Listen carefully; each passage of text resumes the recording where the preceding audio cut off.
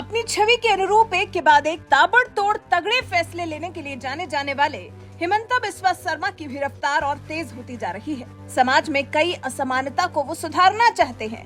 देश के हर एक नागरिक के लिए समान अधिकार चाहते हैं, जिसके लिए समय समय पर कई बड़े और अनोखे फैसले लेते देखे जाते हैं। अब वो एक ऐसा फैसला लेने जा रहे हैं जिससे संभव है कि समाज का एक तबका भड़क जाए। जी, असम के मुख्यमंत्री फैसला ही कुछ ऐसा लेने जा रहे हैं। सीएम हिमंता बिस्वा शर्मा ने घोषणा की है कि असम सरकार ये पता लगाने के लिए एक विशेषज्ञ समिति का गठन करेगी कि राज्य विधानमंडल को बहु विवाह पर रोक लगाने का अधिकार है या नहीं। ये विशेषज्ञ समिति इस लाइन पर काम करेगी कि क्या कानून बनाकर राज्य में बहु विवाह पर प्रतिबंध लगाया जा सकता है। सीएम कार्यालय की तरफ से कहा गया है, मुस्लिम समुदाय को छोड़कर भारत में बहु विवाह आमतौर पर सभी धार्मिक समुदायों में प्रतिबंधित है। भारत अंतर्राष्ट्रीय सम्मेलनों और अनुबंधों का एक हस्ताक्षर करता है। नागरिक और राजनीतिक अधिकारों पर संयुक्त राष्ट्र की समिति का हिस्सा है। इसमें सभी महिलाओं के खिलाफ सभी प्रकार के भेदभाव को खत्म करने को कहा गया है। हिमंता बिस्वा सरकार के मुताबिक बहु विवाह महिलाओं की गरिमा का उल्लंघन करता है और जहां कहीं भी ये मौजूद है, इसे समाप्त कर दिया जाना चाहिए। हालांकि सीएम हिमंता ने इस मामले में जल्दबाजी से बचने की भी बात कही। उन्होंने कहा, हम कानून के साथ जल्दबाजी नहीं करना चाहते। हम इस्लामी विद्वानों और बुद्धिजीवियों के साथ एक तरह के उकसावे के बजाय आम सहमति बनाने वाली गतिविधि के रूप में चर्चा करना चाहते हैं। सीएम हिमंता ने यह भी कहा, एक समिति समान नागरिक संहिता के लिए राज्य नीति के निर्देशक सिद्धांत को लेकर भारतीय संविधान के अनुच्छेद 25 के साथ साथ मुस्लिम पर्सनल लॉ अधिनियम 1937 के प्रावधानों की भी जांच करेगी। समिति कानून के जानकारों की भी राय लेगी।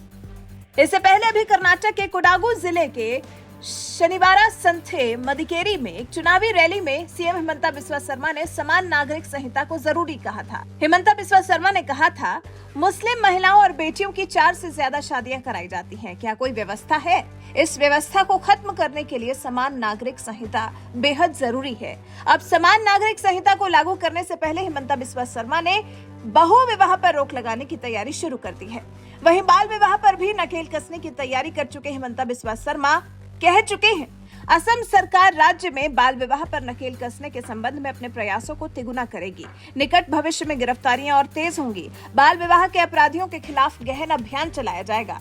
इसी साल फरवरी में असम सरकार ने बाल विवाह के खिलाफ कार्रवाई शुरू कर दी थी। हजारों लोगों को गिरफ्तार किया गया था। हिमंता बिस्वा शर्मा ने 2026 तक का टारगेट सेट किया है। वो कह चुके हैं कि राज्य सरकार 2026 तक बाल विवाह को समाप्त करना चाहती है। ऐसे हालात में संभव है कि देश का एक तबका सीएम हिमंता के फैसले का विरोध करे, क्योंकि सीएम हिमंता, जो कि अभी बहु विवाह पर रोक लगाने के लिए तैयारियां कर रहे हैं, वो अब तक कई मदरसों पर भी बैन लगा चुके हैं। सीएम हिमंता कह चुके हैं, हमें मदरसे नहीं चाहिए, हमें इंजीनियर और डॉक्टर चाहिए। नए भारत को मदरसे नहीं चाहिए, उसे यूनिवर्सिटी, स्कूल्स और कॉलेज चाहिए। टीवी का एंकर ने मुझको बोला कि आपने 600 मदरसा बंद कर दिया, आपका इरादा क्या है? मैं बोला, भैया मैं अभी 600 मदरसा बंद किया हूँ, लेकिन मेरा इरादा है सारे मदरसा बंद कर देने का। वो मेरा इरादा है। बोला, आप ऐसा क्यों बोल सकता है? मैं बोला, मैं जरूर बोल सकता हूँ, कारण हमें मदरसा का जरूरत नहीं है। हमें डॉक्टर, इंजीनियर बनाना, स्कूल, कॉलेज और यूनिवर्सिटी का जरूरत है। ये नया भारत का मदरसा का जरूरत नहीं है। ये नया भारत को यूनिवर्सिटी, स्कूल, कॉलेज का जरूरत है। सीएम हिमंता हमेशा से ही मदरसों की संख्या कम करने या वहां दी जा रही शिक्षा की समीक्षा करने का इरादा जाहिर करते रहे हैं। साल 2020 में ही हिमंता बिस्वा शर्मा एक कानून लाए थे, जिसके जरिए सरकार ने सभी संचालित मदरसों को नियमित स्कूलों में तब्दील करने का फैसला लिया था।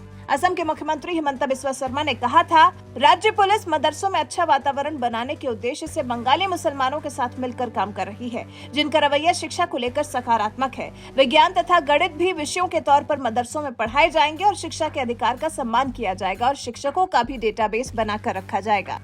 इस सब के बाद अब बहुविवाह पर रोक लगाने के लिए खाका तैयार किया जा रहा है। वैसे आपको क्या लगता है, क्या इसका मुस्लिम समाज विरोध करने वाला है या फिर हिमंता बिस्वा शर्मा के फैसले से खुश होने वाला है? क्या लगता है कि मुस्लिम महिलाओं का जीवन संवरने वाला है? इस बारे में आप क्या कुछ कहना चाहते हैं? अपनी राय हमें कमेंट कर जरूर बताएं।